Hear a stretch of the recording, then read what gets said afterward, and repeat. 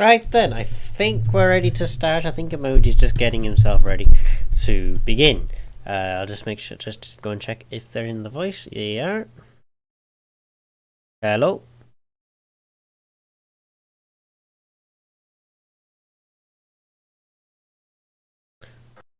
Hello? Hello? Right then, Hello. hello, right, all audio goes through your stream if that's okay, and then what I'll do is I'll just do a quick sound check and then we'll make sure everything's ready. Yep? Yeah. Cool. 16.9, and it's not working properly. Hold on for a moment. Window, we need... No.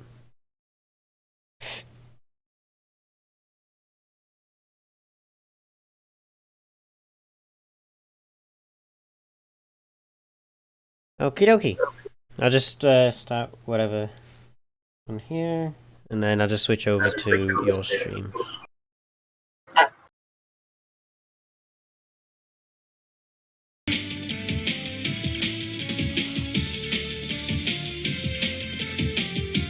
Okay, how's the audio? So far, so good. Yeah. I think the audio's okay. I can hear myself, and I think everyone else should be able to hear everyone else as well.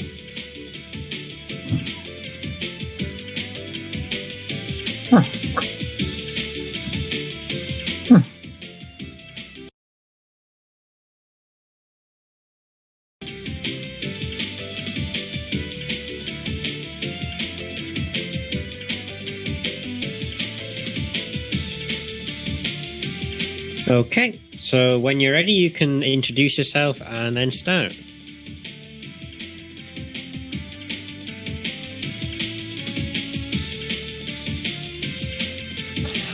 Just a second.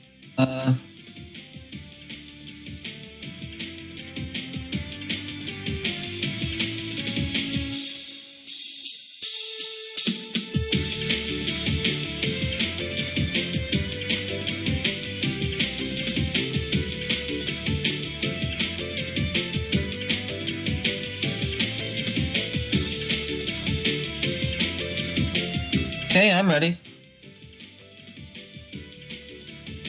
Cool. So if you just introduce yourself and then what do you call it? Let me know when you want to start, and then I'll start the timer.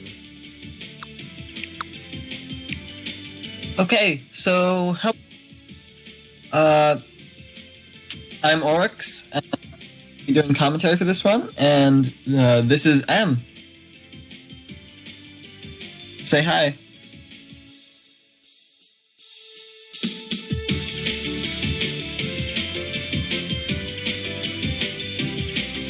So this is going to be super live. All levels. So I guess we should just get right in. I'll get a countdown quick. Is Emm0ji's microphone working?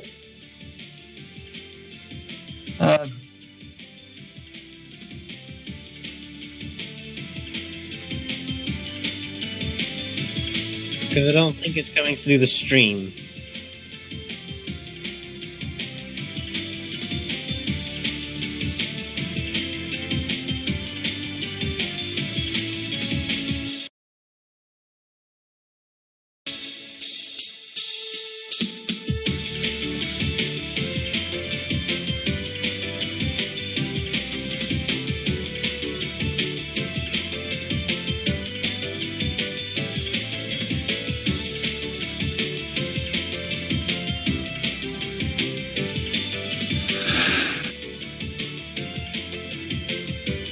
Am I coming through? Who's speaking? Is it? I think Oryx is coming through the stream, but Emm0ji isn't, because I think you need to enable the mic input on your stream. Testing. Testing. 1, 2, 1, 2. Hello?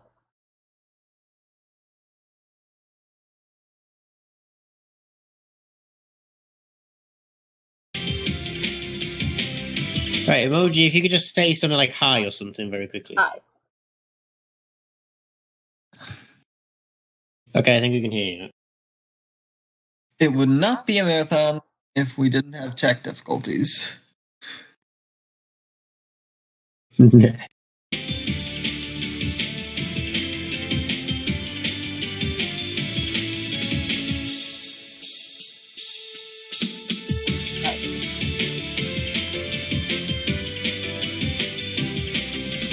ready for me to start?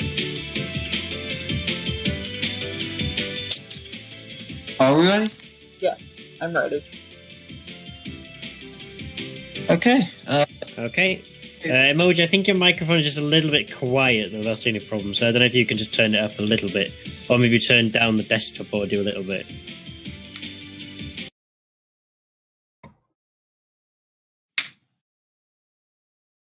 Better?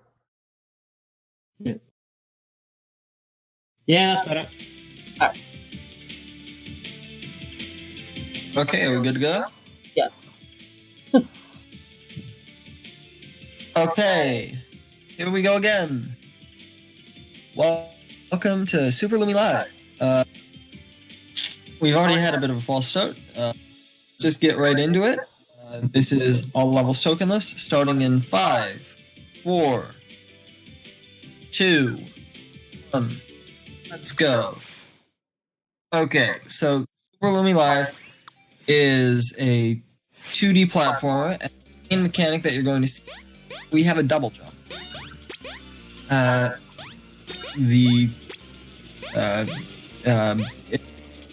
does is it lets us do certain jumps that wouldn't otherwise be possible, whether it's in terms of height or in terms of length.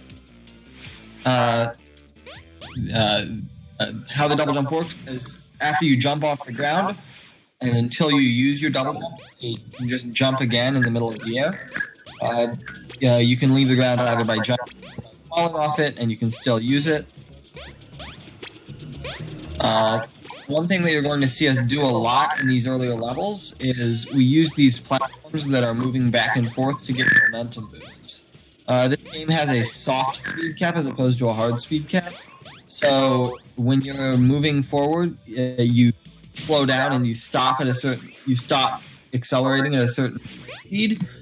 If you're running forward on a platform, that'll just add to your momentum, and so that just makes you faster. We also see in this level 1-3, we've hit a portal and we go straight to 1. What the portal does is you enter it, you collect the 5 tokens, and it just sends you to a kind of a flip token, we call them. The flip tokens will just change the direction that the level's oriented, change the gravity. It's a lot of really cool mechanics based on how we use our momentum to get through that, etc. Now, you do notice that we have to go back through 1-3. That's just because of the category. To get a level to be completed, you have to not just beat the portal exit, you do also have to so to get all 60 levels in the game completed, we do have to go through them twice. Anything that has a portal, we go through once to by the portal and once normal. One of the really cool things that you'll find is that each of these levels, while it's really short, for the most part, will have its own variation of a theme. So, for example, this level 1-5, you see that all of the platforms here have spikes on the bottom, and for the most part, no spikes on the top. That's just so that you can't run into them from the bottom, you can't bonk your head on them. They're all just kind of floating. And that's the kind of theme that we see in this level. There's each level, and then the boss level are even crazier. So this is the first boss level. We call it one skull or one boss. Essentially, in this level, we are going to be going all the way through, making sure that there's these couple checkpoints that we reset at so that it makes the cycles faster. And here at the end, there's a momentum boost. Each boss level is kind of a compendium of what sort of tricks and enemies there have been in the rest of the world. So you'll kind of see a mixture of everything. I'm sorry to interrupt you, but there seems to be some audio cutting out in the stream a little bit. Sorry about that. I don't know who it is, but some of the commentary has been cut out, and there's some weird noise in the background. I have no idea. Neither do I.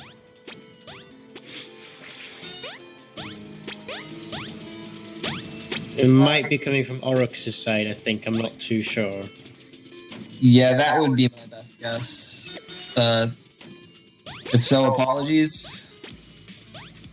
In any case, welcome to World 2, I guess. We have different themes in this world and a whole ton of different kind of enemies, different things that we get introduced to in terms of mechanics and in terms of platforms. And so what we've got here is in 2-1, 2-2, we see these upward arrows that they're green, and they're, when you bump into them, they will give you a boost. And additionally, if you bump into them while you haven't got a double jump, it gives you your double jump back. Here in 2A, we're going to use that a lot. We're also going to see that you can bump into them while they're in a bunch of different facing directions, and they'll still bump you back, etc. Here we are. Sorry if this is going too fast for me to catch up with, because this is a very fast-paced game and a very fast-paced world. So apologies in advance if I'm behind at any point.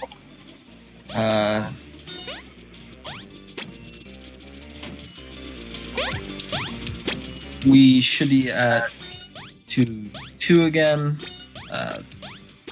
We're going to see in the second half of this level, you have to double jump after we fall off the platforms and essentially try to dodge those downward facing arrows, because if you hit those, you're going to be blasted down into the void. On to 2-4. 2-4 is a level that casually has a lot of auto-scrollers, but we really are able to get most of those. We just have the ability to make jumps in between the platforms that just the whole first half of the level lets you skip everything up until this last auto-scroller.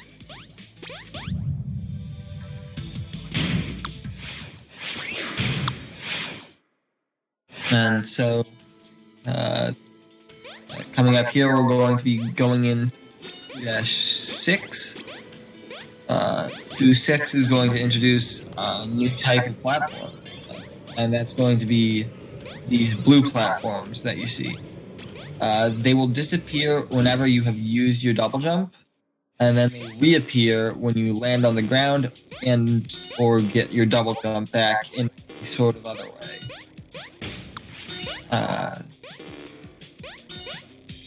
We also see another portal exit here.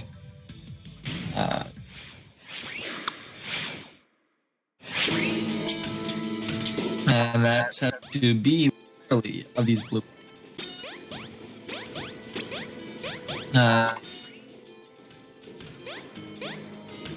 the entire floor will disappear, and that can be very dangerous if you do it at the wrong time.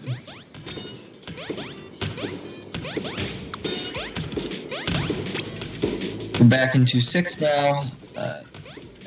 We're going to see the second half of the level here, and it's going to introduce us to a second new type of block. And that's the yellow blocks. The yellow blocks have 2 circles on them, and that's to indicate that they appear when you use your double jump.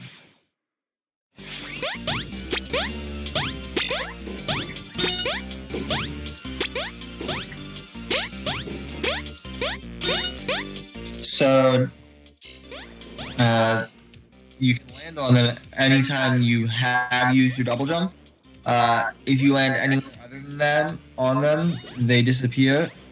In fact, everything other than the one that you land on will disappear whenever you land. Now we're into 2.5, and we see these beige platforms. These are another new type. They disappear when you stand on them for more than 1 frame. They'll just the circle will go from full all the way around to empty, and when it's empty, it disappears. This is kind of a timer on how long you can stand on a platform. Usually, we don't have to stand on a platform for the entire timer, but in this end section, of course, we do have to stand there until it disappears. Now we're on to 2.2. This world rather has a kind of a weird level order because we have to go around to everything. The thing about the level order is that because we can do everything in whatever order we want, we just do it in whichever order is fastest for the overworld routing. So it turns out that going around in this direction and ending on the second level is the fastest way to go. Now we're on to the boss level of World 2. As I've said, every world has its own boss level. This boss level is interesting because it's an auto-scroller. And the interesting thing about auto-scroller is that every auto-scroller we have, there's a way to either speed it up or skip it entirely. So, this level you already have seen in the first level midway through, and got to a door and just went through that on the left side of the screen, and it made it that skipped the second half of the auto-scroller, essentially. Here in the second half of the level, the auto-scroller is vertical, and you can actually speed up the auto-scroller quite significantly just by standing near the top of the screen. It makes scroll the screen faster.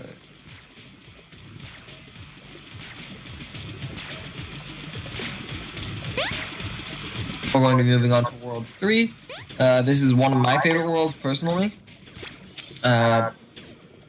Going through it, you can see that there is green toxic waste that if you land in it, you will die. And essentially, there's also these green cannons. And cannons are very fun. They will always target and lock onto you. So you have to constantly move because their shots will go towards wherever you were when they shot. It makes when they shoot out of sync, like in that second half of the level, a lot more challenging. However, by just standing on the right side of the screen, we can make sure that the left cannon gets blocked so it can't target. Moving on to 3.2. This is one of the most technically challenging levels in the game. The first part of it, especially.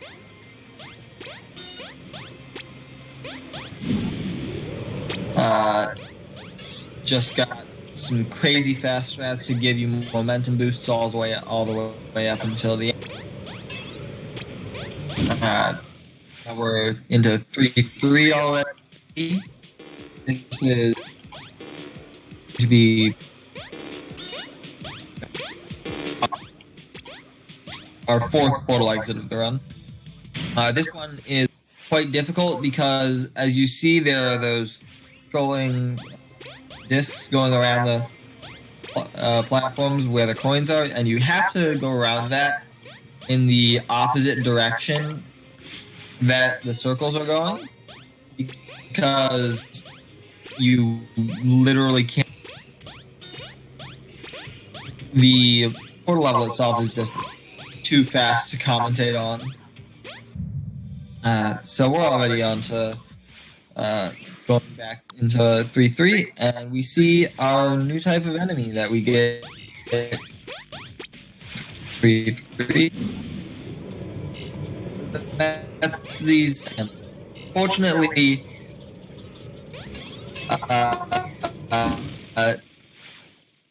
will kill us in this game, but very friendly. And we're going, and we'll as well. Guys are called the Chokies, and they're everyone's favorite. They look like they're just having a chill time. And what's interesting about the Chokies is that they always move on fixed cycles. As I probably neglected to mention earlier, whenever you reset at a checkpoint, all of the fixed cycles will resetting the level will kind of let you reset those cycles, and a lot of the times that's faster than waiting for the cycles to line up. 3-4, we go through the top section again because it's just faster to go through it than to worry about the chokies at the bottom and going through that whole section. You see resets before that vertical section there, and that's to line up the cycles in a way that it's just a lot faster to get than if you were to take the cycle. If you're always going from the same cycle at the start of the section instead of using whatever cycle you get, even minuscule differences in timing will change that. Now, if you have a checkpoint before a really cycle-dependent section, you typically reset there, so you can more. Here we are on 3-5 now. This is a very tight level, and that these spikes actually are much less lenient than you think. As soon as they go up, you will die if you are on the platform. Like, you can not even see them, and like the first pixel of the spike will kill you if you're still standing on the platform. 3-6 is one of my favorite levels. Again, it's a completely vertical level in two parts. You just have to climb up this essentially power various enemies and chokies, and in the second, you get to see toxic. You end up going a bit too slow, kill you there. And here we see 3C. This is really the only controller that we get much. Skip that we do have in this level is pretty much IL only. It's not for full game runs. We tend to avoid whenever we can.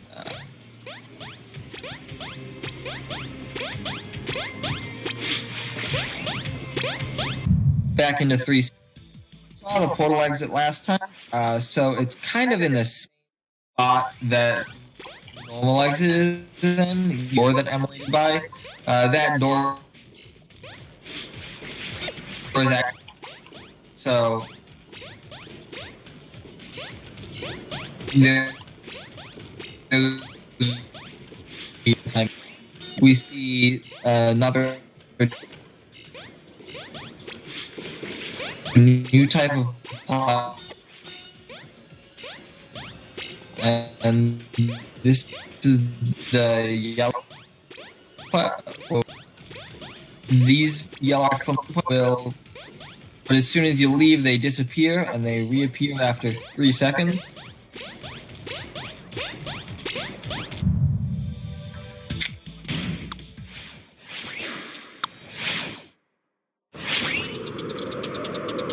And that's what this whole level is based on, different mechanics on those. Coming up here, we are going to see 3 boss, and this is a really cool level in terms of its mechanics. Through most of the level, you cannot see more than a couple units around you because it's in the dark. So it's very important to know what cycles you're on so that you don't run risks. If you do not know what cycle you're on, you're most likely going to risk in the dark that you didn't even see coming. You do get a section that is not in the dark, and then we're right back. This last, you see maybe possibly for the few an enemy that's actual scroller that's enough for, but you're way faster than that, so it doesn't matter. Now it's on to 4-1. This is one of the most interesting levels in terms of it introduces these lasers that you can't go through. It also has a couple of interesting strats in different categories. In non-tokenless mode, it's actually fast the tokens because there's an extra platform that spawns at the end because of it.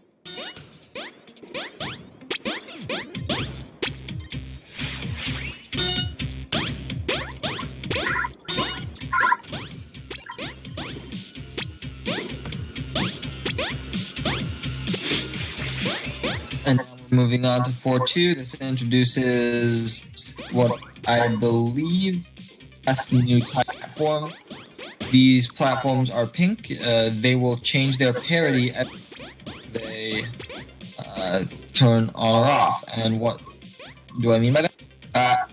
Anytime you jump, a pink platform that is off will turn on, and a pink platform that is on will turn on. So it makes it very important in these upcoming sections to know exactly which part of that side of the box when you can't see very far ahead of you.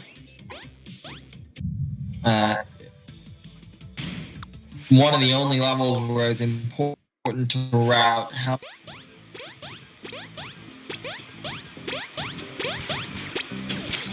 we take a reset at that checkpoint because it actually resets all of the discs, makes it haven't shot as far, and it makes that a little faster. 4-3, very cool. But this is the first level, I believe, with multiple keys. Each key will unlock the same color. So the blue key unlocks blue doors. It lets them open when you're near them. Similarly, the yellow key unlocks the yellow door, and the red key right at the very end of the level will unlock the red door that's at the very end of the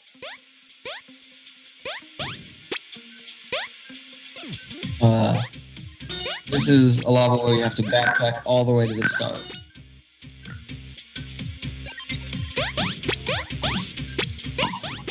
It will introduce these rotating lasers.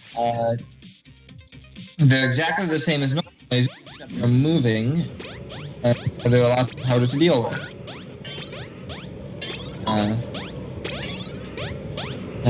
There's going to go through this one twice because, again, we have these portal exits.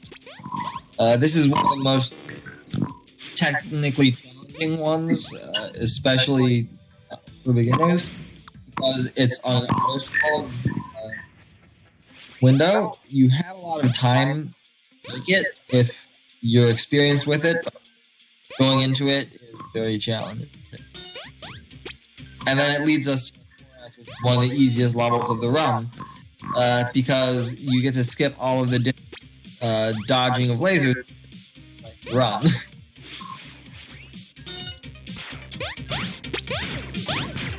We're going to go through this level one more time.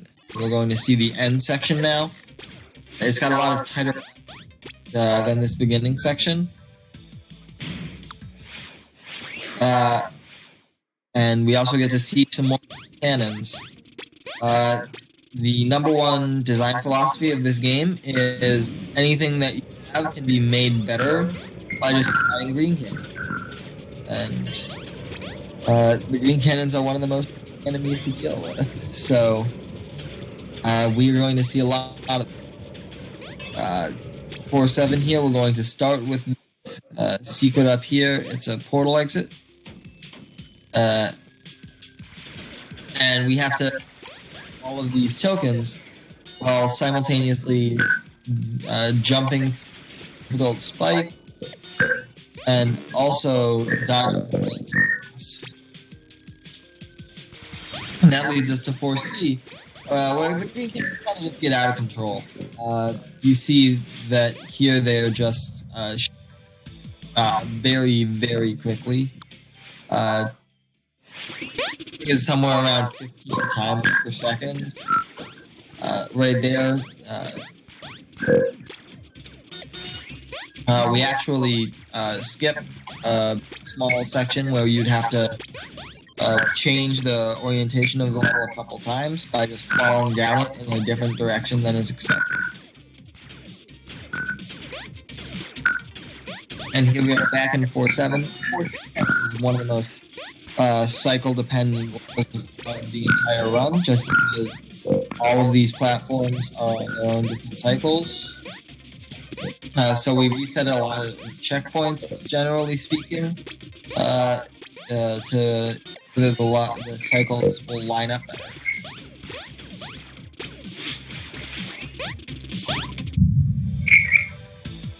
After this, we're moving on to 4-8. 4-8 is going to... I forgot platforms to increase still. These ones are green, and then they turn red, and then they disappear. They're also fixed cycles. And it's all based on a timer from how long since you've entered the room. This is another one of the more portal exits.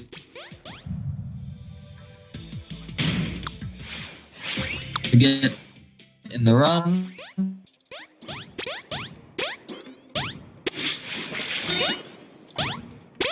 More run.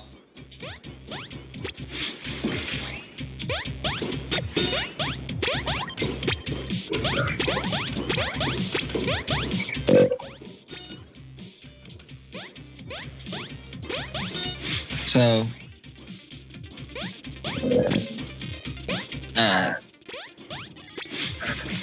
okay, we're back. Sorry, had some technical difficulties on my end. Back in 4-8, seen there's a lot of different skips that you can do in terms of what you can skip making. All in all, the cycle skips that you get in this level save that.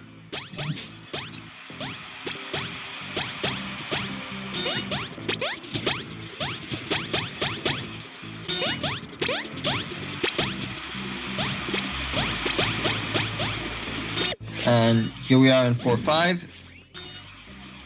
This is a level that introduces these yellow fields, the jump fields as I call them.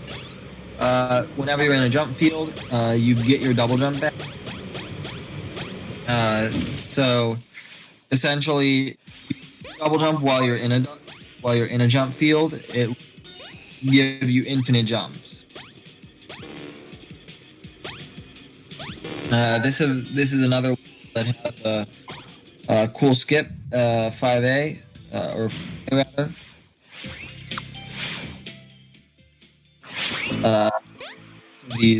Most of the flip levels have skips based on just changing the gravity in a different way than is intended.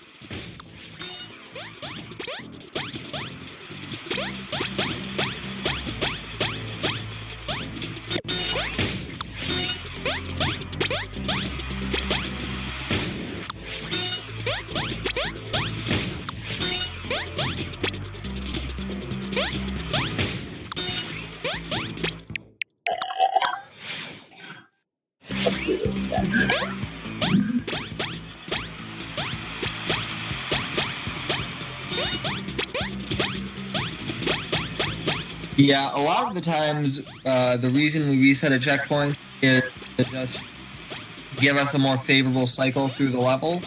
But sometimes it doesn't work out that way, and the cycle that we get from just holding right and run from the start of the level is easier to work with. So that's what you saw there. That's one of the more difficult cycles. If you've not just run from the beginning of the level, or if you've had to reset.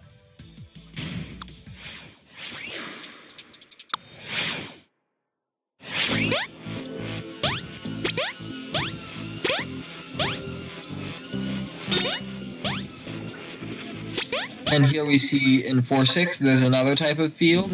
These are the blue fields. What the blue fields do is they reduce the gravity. So when you're inside a blue field, you jump higher, you fall slower, and altogether, it makes a lot easier to make longer, difficult jumps. But it also can make it a lot harder to dodge an enemy that is going to be shooting at you, as we will see later. This ending section of the level is one of the more technically challenging sections of the entire game. And you saw right at the end of it, there was a red field. The red fields are very similar to the blue fields, and we'll be seeing more of them in the second part of this level.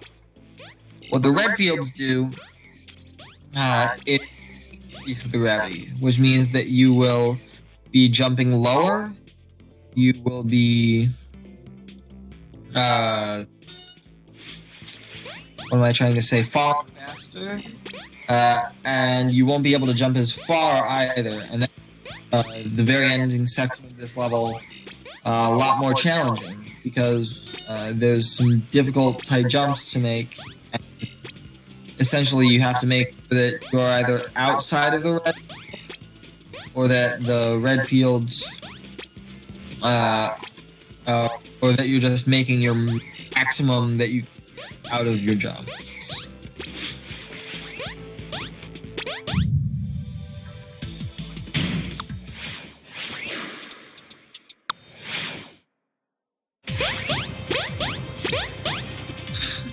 And here we go. This is going to be the last level of World 4. This is the tower. This is the most technically, it's a little compendium of a level. It kind of has everything from the previous 4 levels packed into one level. It's this very vertical level, as you've seen.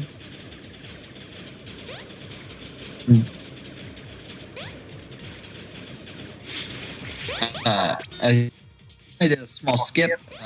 It saves about 20 seconds actually, but it's one of the most difficult skips in the entire run. You only have about 2 to 3 frames to do the fast acceleration that lets you do it.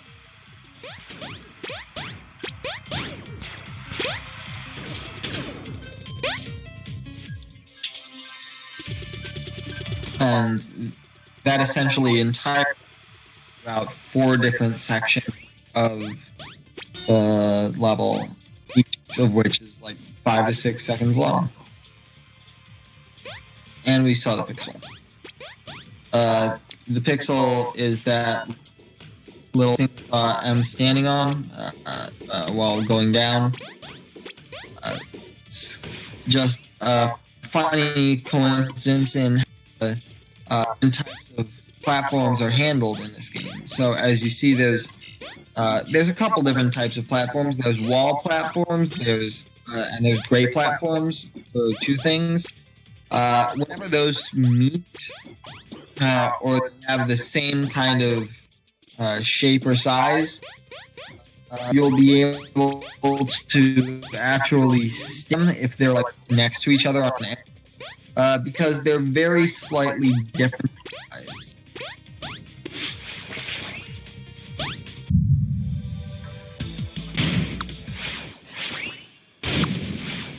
Now we're going to be going on to World 5. World 5 is a real gauntlet at the very end of the game. I say at the very end of the game, but we will be seeing the special world in this game, so it's not going to be the end of the run. The entire theme of World 5, as you've seen, is this lava and fire. Can't touch it or you'll die. That's essentially it. And got a lot more tight platforming in it. Something else we'll see in 5.2 is the coolest auto-scroller skip in the game. I've said pretty much every auto-scroller in the game can be completely skipped, or at the very least sped up. And the end of this level tended to be about a minute and a half auto-scroller. So how are we supposed to skip that? The answer to do with these falling platforms. Every time you go off of a falling platform and you wait a number of seconds, it will actually start moving back up. And that's just so that if you miss something, you can move off and reset. However, we kind of abused that in that section by standing off to the side in a cubbyhole, and we just let the platform scroll up, and we've managed to find a way to just go through that level without the platform and do a double jump at the end to reach the platform. 5.3, one of the portal exits in the game, and definitely the most difficult up to this point.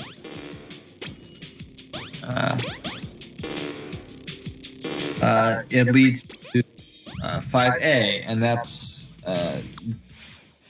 already gone. Really not able to with this game today. After that, we see 5.6 and its portal exit. 5.6's whole thing is that it's got these invisible platforms you can only see based on the reflection of light off of them. And that makes it really difficult because it's essentially invisible platforming. 5B is also a very challenging level just because its nature. There's a bunch of distance that you have to dodge on various cycles, and that in combination with the flip tokens makes it very difficult.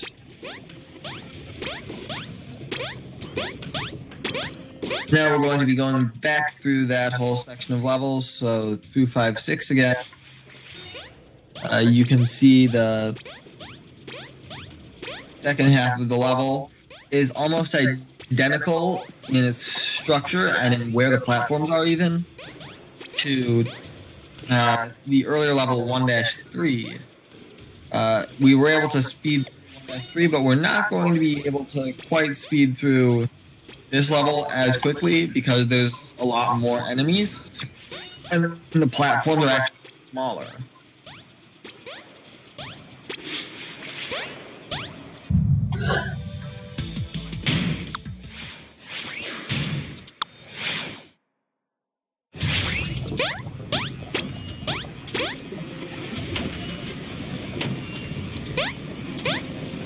Then we go back through 5-3. This is going to be the last occurrence in the main game of blue and yellow platforms. It really is showcasing how you interact with them and how you jump off both of them to get through the second half of the level. And we're on to 5-4 is break before the gauntlet that 5-5 is. It's a lot easier because it's split up into 6 sections and you get a checkpoint after every 2. Each section is also very short. You just go across the screen and fall down.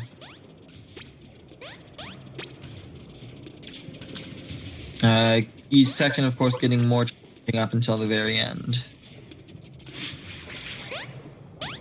And then we go on to 5-5, which is the most difficult and tight platforming of the entire run, including the bonus world.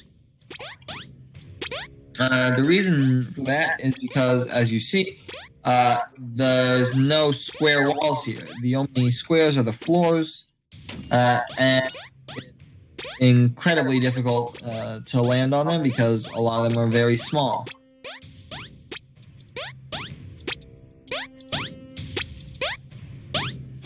So, because of the kind of free-form nature that the walls are, and they will you run into them, it just makes the whole level very difficult. And it's the most tight platforming that you see in the game. Now here we are on boss. This is our final boss level of the main 5 worlds. We see that it makes heavy use of these portals. And the thing we haven't really mentioned is that the portals can sometimes create new ground. They can oftentimes take away ground. In this level, we see that they will be creating the platform that Emm needs to traverse these sections full of lava. Or just with avoidance. If you don't use the portals, you just literally can't possibly get through them because there's no platforms to platform on. Another thing that you may not have seen about that level is that in every single section of that level, except for the very last one, there's actually 2 portals because you're supposed to make it through by stopping in the middle. But we get to skip a cycle in every single room. Final level of the main game, but we will see the bonus levels later. 5F got this really cool boss. We call it the bitrate boss because it is very pixelated, very random, and so it drops the rate of your stream very quickly.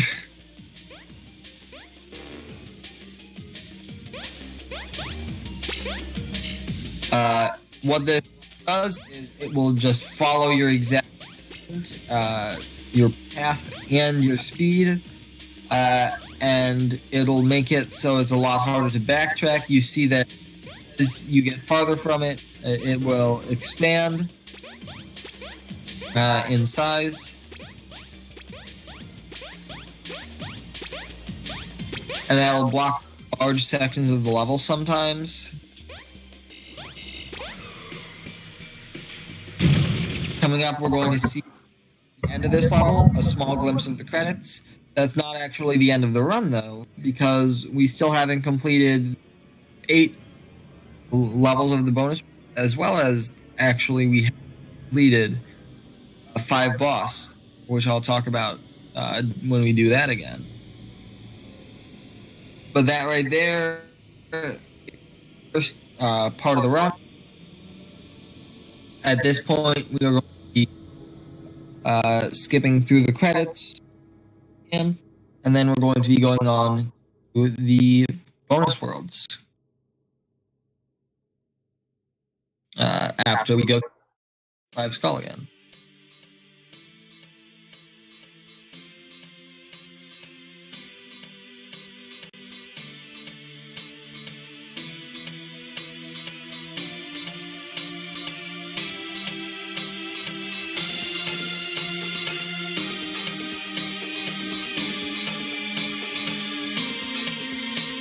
So the reason that we have 5 skull again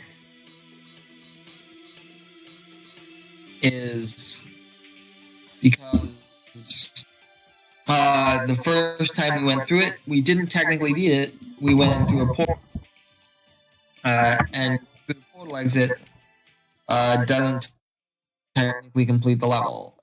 Although we did get to 5x and technically beat the game,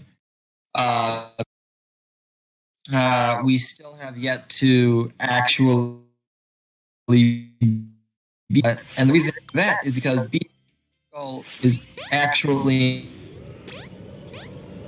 impossible for us to see, or not as much a platform as a wall at the very end. And that will only move up if you have beaten 5x. If you haven't yet beaten 5x, that will stay down essentially.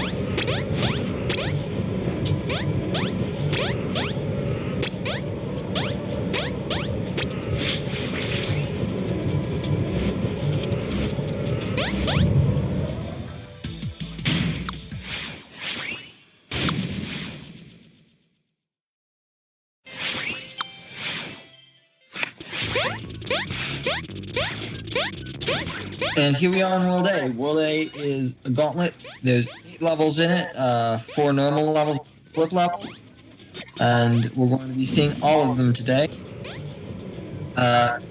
Each level focuses on a specific mechanic again. This first level, A1, is focused entirely on the blue platforms that disappear when you double jump.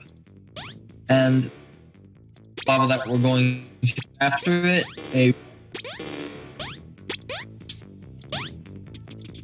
packed to the brim with spikes.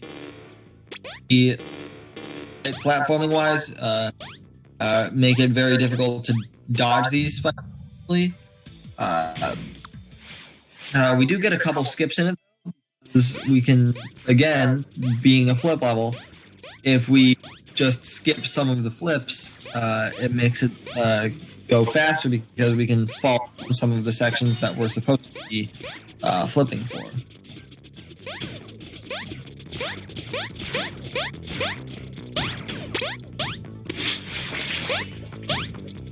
No.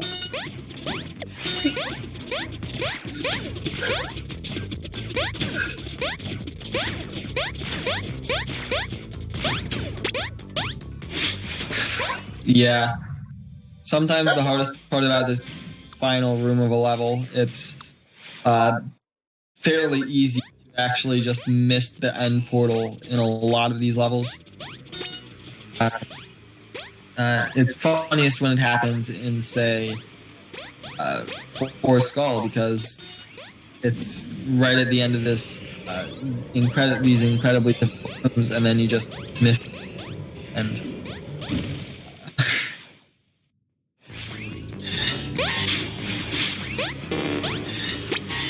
in any case, I'm explaining what A2 is.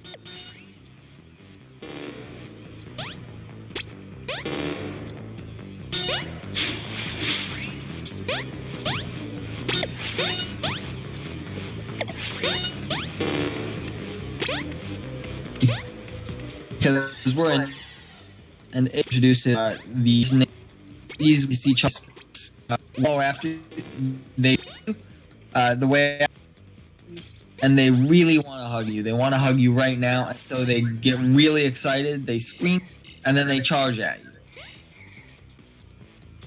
And unfortunately, their hugs, like the top, will kill you. So you have to make stay away.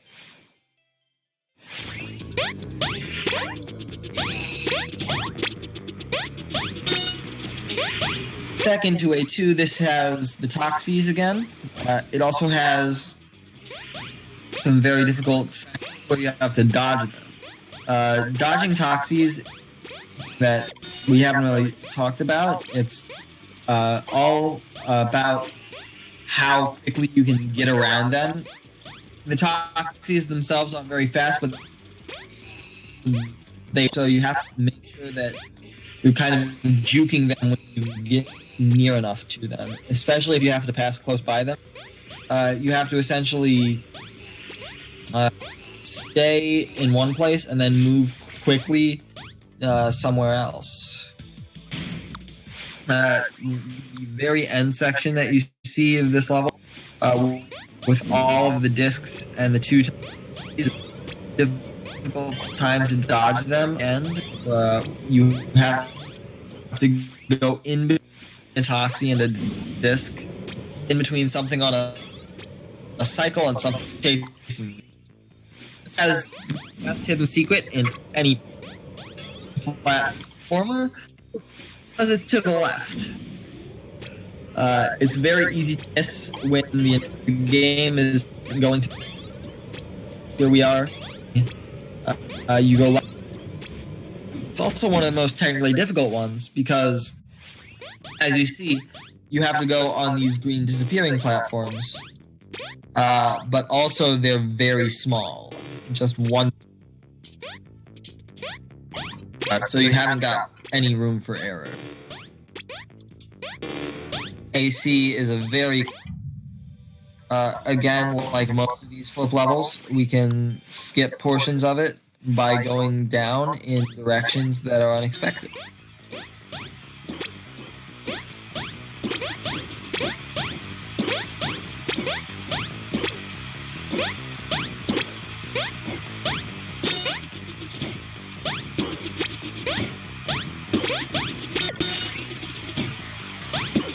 Back to A3, this is being that has these green platforms, it is going to be very cycle dependent, so we're going to see strats that have to do with making that the cycles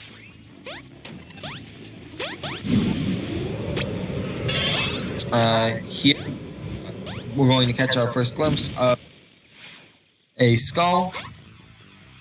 And we haven't completed our last level here yet, AT, so we're going to have to get that exit and go there. AT is probably the hardest to route level in the speedrun. There's 4 different keys and 4 different places that you have to unlock. So, well, theoretically, you just go to them in order and it's very easy. It's difficult to figure out in which to go to them at many times. So, you can go around a lot of these using the flip tokens in a lot of ways. And we're back onto a skull. It's the most difficult level by far. It's all of the hardest elements of the previous levels, including things that only get seen a couple times. So those bombs in the previous are actually only ever seen in this level and Ford S Skull.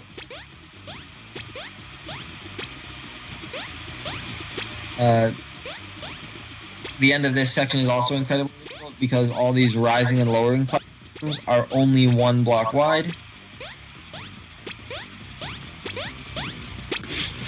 and then we get on the most difficult 2 sections of the game. This is the green cannon section.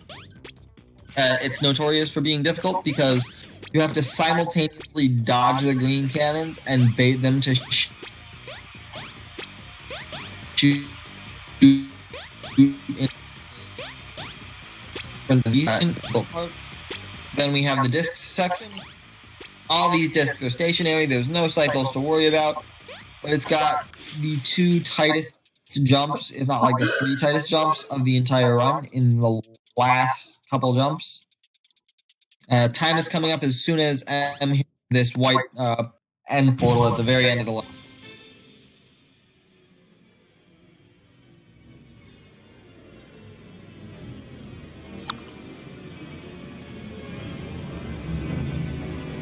Yeah, and that's for Lumi Live. I suppose. We're going to see the final in-game. Did I stop the timer in the right place? Yeah, I think so.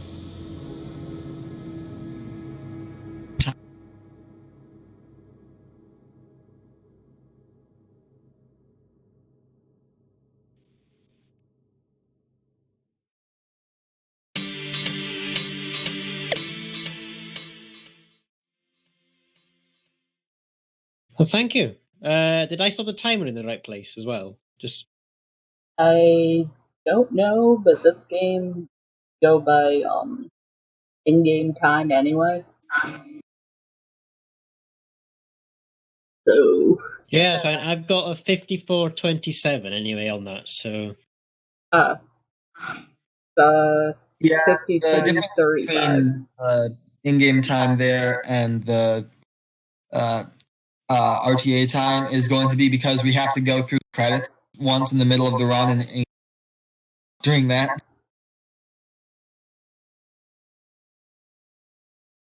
So yeah, that's absolutely fine. I get you. No, I got 54:27 on my timer, but if you go by in-game time, then that's fine.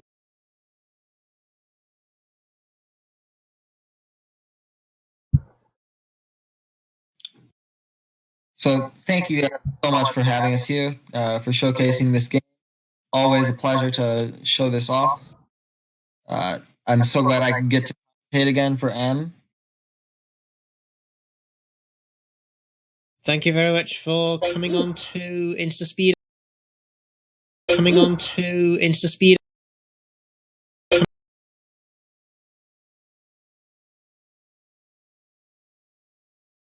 Right then, are you still in the Discord? Yes. Yeah, the commentary was a little bit laggy during that run, which is completely fine. It's not too big of a problem, but I think we managed to see it quite well.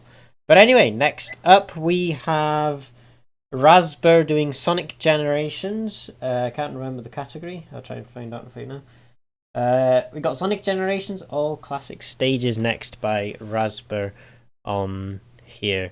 So stick around and yeah. We'll put the interval back on and see where we go to from